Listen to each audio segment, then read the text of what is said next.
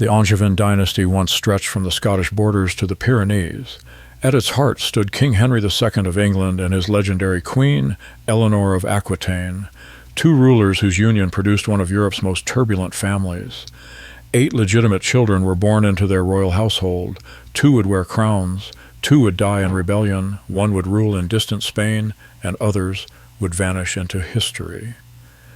Behind the crusades, the castles, and the conflicts were sons and daughters raised in power yet trapped by it.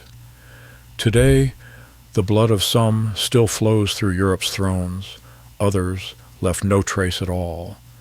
This is the complete story of Henry II's children, what they became, how they lived, and what remains of their line.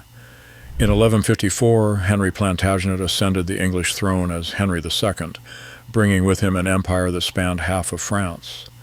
His marriage to Eleanor of Aquitaine had been a political masterstroke, uniting English power with the vast duchies of Aquitaine and Poitou. Together they commanded territories larger than those of the French king himself, but power bred ambition, and ambition bred conflict. Every son would eventually rebel against his father. Every daughter would be married for political alliance. Their children would reshape the map of medieval Europe, yet few would find peace. From their royal household came kings and queens, crusaders and rebels, victims and survivors. Some founded dynasties that endure today. Others disappeared into the shadows of history, their lines extinct before their fathers were cold in their graves. This is the story of 8 royal children and the 8 very different fates that awaited them.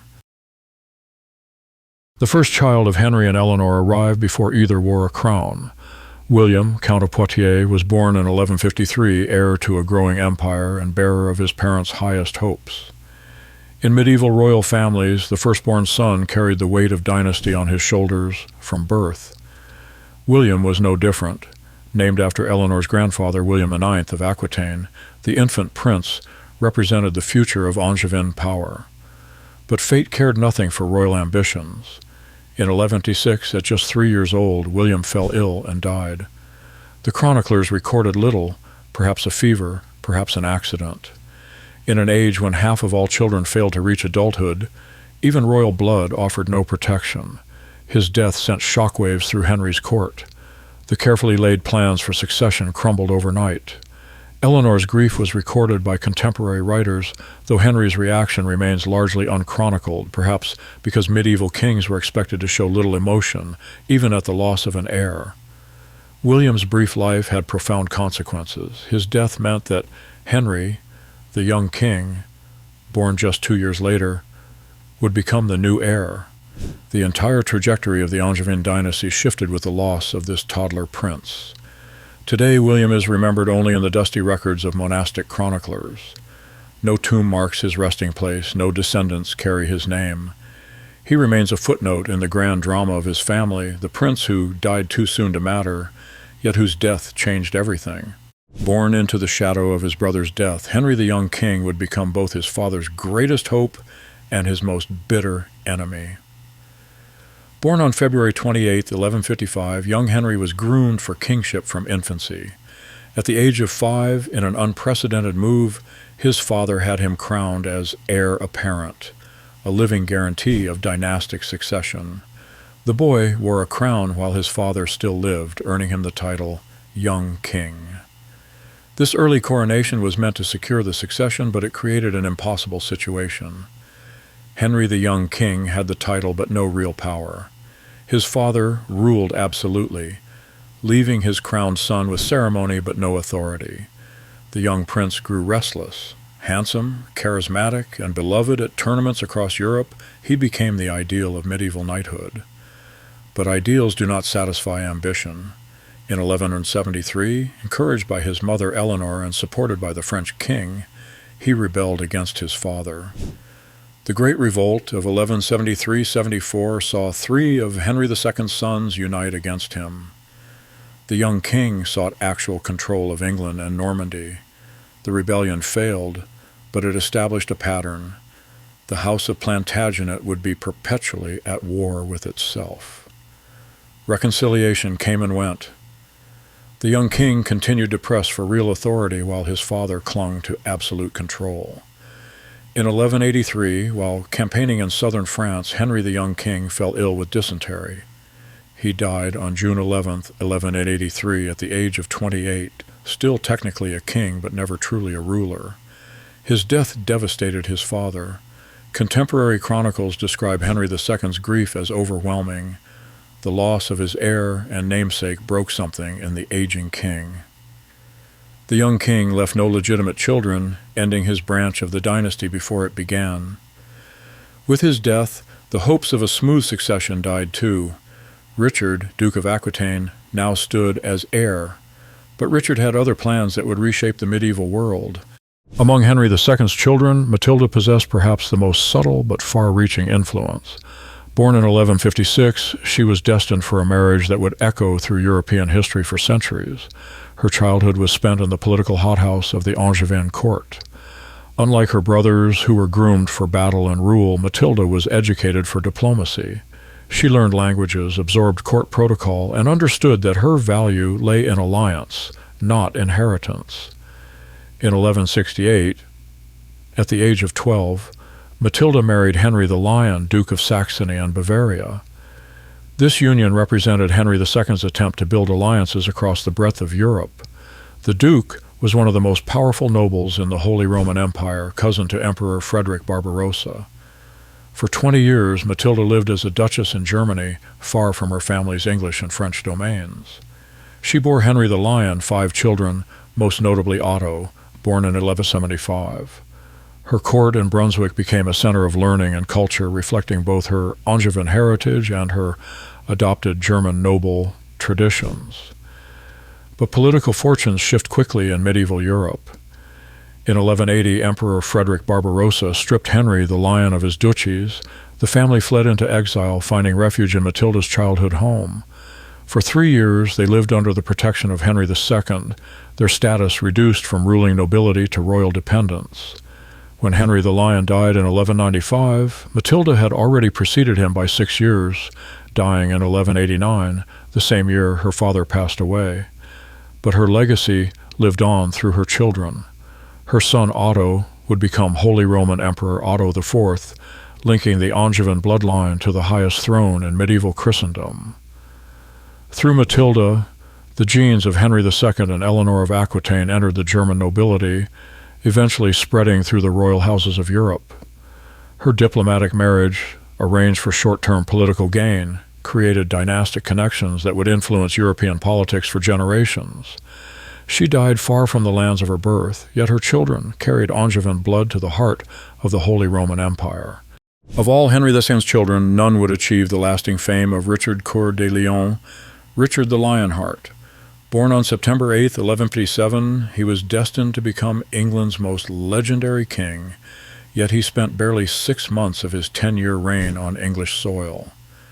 Raised primarily in his mother's duchy of Aquitaine, Richard absorbed the culture of southern France, its poetry, its music, and above all, its warrior traditions. He learned warfare and the constant conflicts that plagued the region, becoming a master of siegecraft and battlefield tactics. Like his brothers, Richard eventually rebelled against his father. The final revolt came in 1189, and this time Richard succeeded where others had failed. Henry II, worn down by years of family conflict, died with his youngest son John at his side and Richard victorious in the field. Richard's kingship was defined by absence. Within months of his coronation, he had departed for the Third Crusade, leaving England in the hands of regents and administrators. His crusading exploits, the conquest of Cyprus, the siege of Acre, his conflicts with Saladin, became the stuff of legend. But legends exact a price. On his return journey, Richard was captured by Leopold of Austria and held for ransom by Holy Roman Emperor Henry VI. The enormous sum required for his release, 150,000 marks, devastated the English treasury and created lasting resentment among his subjects. Richard's final years were spent in almost constant warfare, defending his French territories against the French king Philip Augustus. On April 6, 1199, while besieging the castle of Chalus-Chabrol, he was struck by a crossbow bolt. The wound turned septic, and the Lionheart died on April 6th at the age of 41. He left no legitimate children. Despite 2 marriages, first to Berengaria of Navarre, whom he wed for political alliance, and various romantic liaisons recorded by chroniclers, Richard's line died with him. His legacy lived on in literature and legend. The Lionheart became the archetypal crusader king, the hero of countless poems and stories. Yet for all his military genius and romantic reputation, Richard's reign was ultimately a failure. His territories were lost, his treasury empty, his dynasty without an heir. The crown passed to his youngest brother John, setting the stage for the final act in the Angevin drama. Geoffrey, Duke of Brittany, possessed perhaps the sharpest political mind among Henry II's sons, yet his ambitions would ultimately prove his undoing. Born on September 23, 1158, Geoffrey was given the Duchy of Brittany through his marriage to Constance, the duchy's heiress. This was more than a simple political alliance. It represented Henry II's attempt to secure the turbulent western peninsula that had long resisted Angevin control. Geoffrey proved an able ruler of Brittany, but his loyalty to his father remained questionable. He joined the Great Revolt of 1173-74 alongside his brothers, demonstrating the family pattern of filial rebellion. Unlike his brothers, however, Geoffrey proved particularly adept at playing all sides against each other. He cultivated relationships with the French court, positioning himself as a potential ally against his father while maintaining his duchy under Angevin suzerainty. Contemporary chroniclers described him as charming but untrustworthy, a prince who could smile while plotting betrayal. Geoffrey's political maneuvering intensified in the 1180s. He sought to expand Breton independence while his brothers warred among themselves for the Angevin succession. His court at Rennes became a center of Celtic culture and political intrigue, challenging both Angevin and French authority. But Geoffrey's ambitions ended abruptly. In August 1186, while attending a tournament in Paris, he was struck down. Either by accident or design, the chronicles remain unclear. He died on August 19, 1186, at just 27 years old, leaving behind his pregnant wife Constance. His posthumous son, Arthur of Brittany, would briefly challenge John for the Angevin inheritance, but the boy duke disappeared in 1203, almost certainly murdered on John's orders. Geoffrey's daughter, Eleanor of Brittany, was imprisoned by John for life, dying in captivity in 1241. With Arthur's death and Eleanor's imprisonment, Geoffrey's line effectively ended. Brittany returned to French control, and the Angevin dream of western expansion died with its duke. Geoffrey had been the most subtle of Henry II's sons, but subtlety proved no match for the brutal realities of medieval succession. His death removed a potential alternative to Richard and John, perhaps changing the course of English history. Eleanor of England carried her family's political legacy furthest from home, becoming Queen of Castile and mother to a line that would influence Iberian politics for centuries.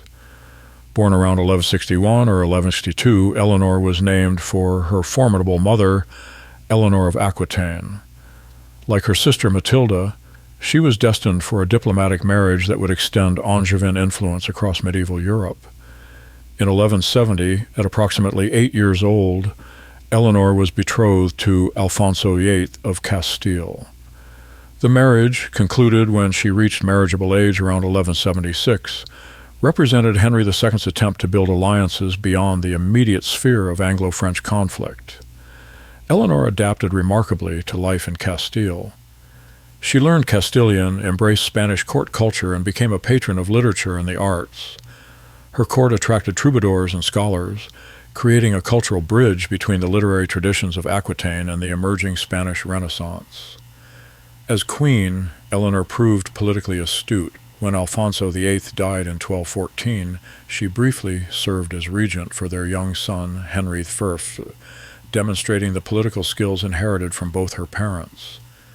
She managed the transition of power during a critical period in Castilian history when the Christian kingdoms of Iberia were consolidating their reconquest from Muslim rule. Eleanor and Alfonso had 10 children, creating extensive dynastic connections throughout Iberia and beyond. Their daughter Berenguela would become Queen of Castile in her own right. Their son Fernando would unite the crowns of Castile and Leon. Through their children, Eleanor's Angevin bloodline entered the royal houses of Spain and Portugal. But perhaps Eleanor's most significant contribution was genetic rather than political. Through her children and grandchildren, the bloodlines of Henry II and Eleanor of Aquitaine spread throughout the Iberian Peninsula and eventually to France through later dynastic marriages. Eleanor died in 1214, the same year as her husband, at approximately 52 years old. She had outlived most of her siblings and witnessed the transformation of her adopted kingdom into a major European power. Her legacy endured in ways she could never have imagined. Through the complex web of royal marriages, her descendants would eventually include the Bourbon kings of France and Spain, carrying Angevin DNA into the modern era. Of all Henry II's children, Eleanor of England may have achieved the most lasting success, not through conquest or rebellion, but through the patient work of building dynasties that outlasted empires. Joan of England lived one of the most adventurous lives among her siblings, traveling from the English court to the sun-drenched kingdoms of Sicily and Provence, yet leaving the smallest dynastic legacy. Born in 1165, Joan was destined for the complex world of Mediterranean politics. At the age of 11, she was married to William II of Sicily, known as William the Good. This marriage represented Henry II's attempt to build alliances in southern Italy, where Norman kingdoms controlled territories rich in trade and strategic importance. Joan's journey to Sicily in 1176 was an epic voyage by medieval standards, traveling from England through France and across the Alps to the court of Palermo. There she entered a world unlike anything in northern Europe, a multicultural kingdom where Norman, Arab, and Byzantine traditions blended into a unique civilization. As Queen of Sicily, Joan presided over one of Europe's most sophisticated courts. The Kingdom of Sicily was renowned for its learning, its architecture, and its religious tolerance. Joan adapted to this cosmopolitan environment, learning the languages and customs necessary for effective queenship. However, her peaceful life ended abruptly in 1189 when William II died without an heir. The succession crisis that followed left Joan in a precarious position. The new king, Tancred of Lecce, initially held her under house arrest, confiscating her dower lands and treating her as a potential threat. Her rescue came from an unexpected source. In 1190, her brother Richard the Lionheart arrived in Sicily during his journey to the Third Crusade. Richard's intervention forced Tancred to release Joan and restore her property, but she chose not to remain in Sicily. Instead, Joan accompanied Richard toward the Holy Land before returning to Europe. In 1196, she made a second marriage to Raymond VI, Count of Toulouse. This union brought her back into the sphere of French politics and the complex web of alliances surrounding the Angevin domains. Joan's second marriage proved more politically significant than her first.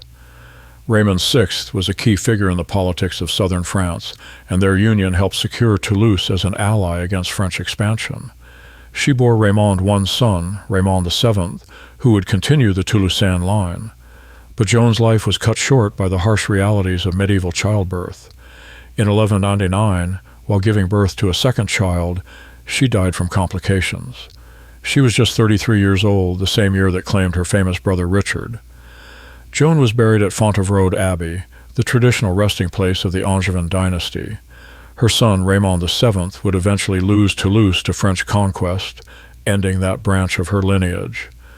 Of all Henry II's children, Joan traveled the farthest and experienced the most diverse cultures, yet her dynastic impact proved the most limited.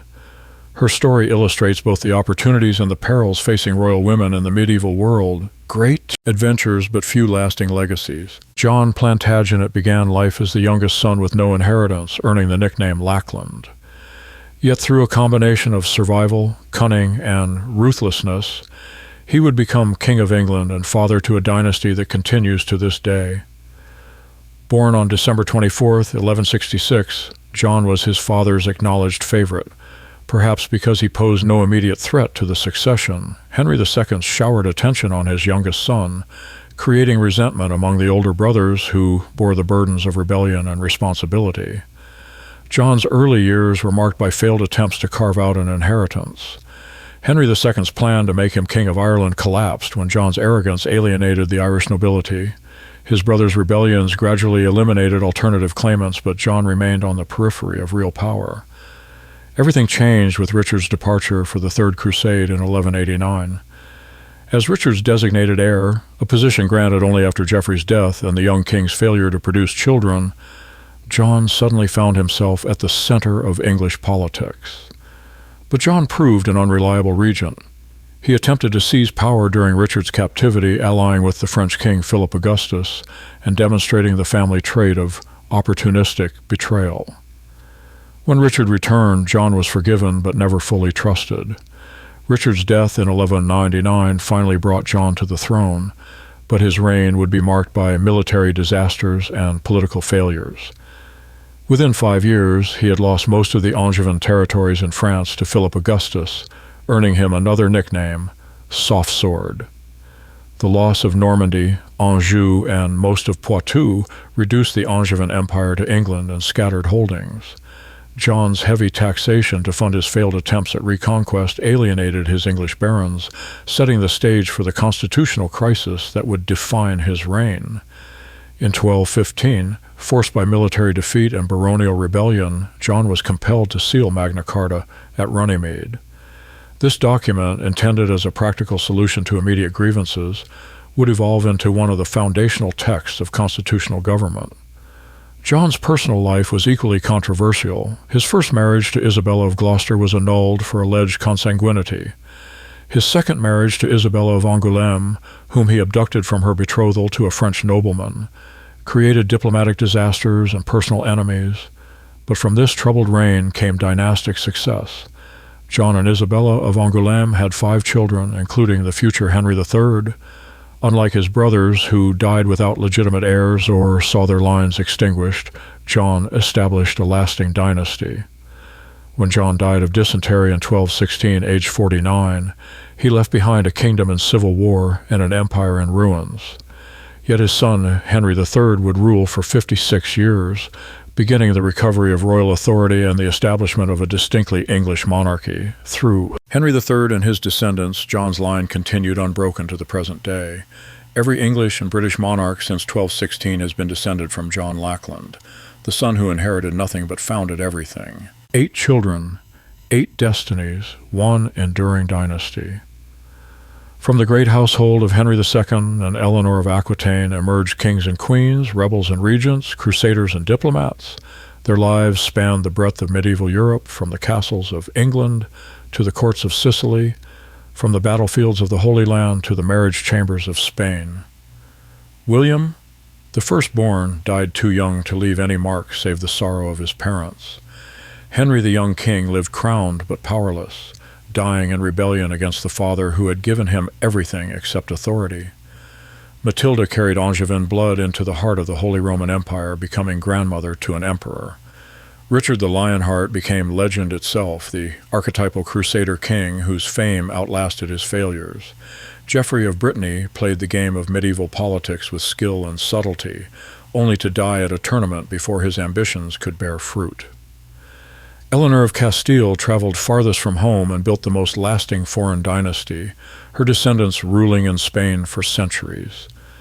Joan experienced the most diverse world, from the multicultural courts of Sicily to the troubadour culture of Toulouse, yet left the smallest legacy. And John, the landless youngest son, inherited a kingdom and founded a dynasty that endures today. Their father, Henry II, died in 1189, defeated by his own sons, his great empire already beginning to fragment. Their mother, Eleanor of Aquitaine, survived until 1204, witnessing the collapse of Angevin power in France and the rise of her youngest son to the English throne. The dynasty they created stretched across centuries and continents. Through Eleanor of Castile, their blood flows in the royal houses of Spain and once reached the thrones of France. Through Matilda, it touched the German nobility and the Holy Roman Empire. Through John, it established the English monarchy that continues today. From Windsor Castle to the Alcazar of Segovia, from the ancient stones of Westminster to the palaces of Versailles, echoes of that 12th century household remain. When Queen Elizabeth II died in 2022, when King Charles III was crowned in 2023, when Prince William and his children appear on the balcony of Buckingham Palace, they carry forward a bloodline that traces back to the stormy marriage of Henry Plantagenet and Eleanor of Aquitaine. The Angevin Empire crumbled within a generation of its founder's death. The great castles of Normandy fell to French kings. The Duchy of Aquitaine returned to French control. The dreams of ruling from Scotland to the Pyrenees died with the generation that conceived them. Yet something more durable than empire emerged from that failure. In losing everything, the dynasty of Henry II gained immortality. 8 royal children scattered their genes across the continent, creating a web of bloodlines that would outlast any single kingdom. Today, as European royalty gather for state occasions, many carry the DNA of those 8 medieval siblings. The quarrels that once split castles and kingdoms now unite thrones in family resemblance. From a household divided against itself came a legacy that conquered not through force, but through time itself. The children of Henry II and Eleanor of Aquitaine had built something more enduring than an empire. They had built the future.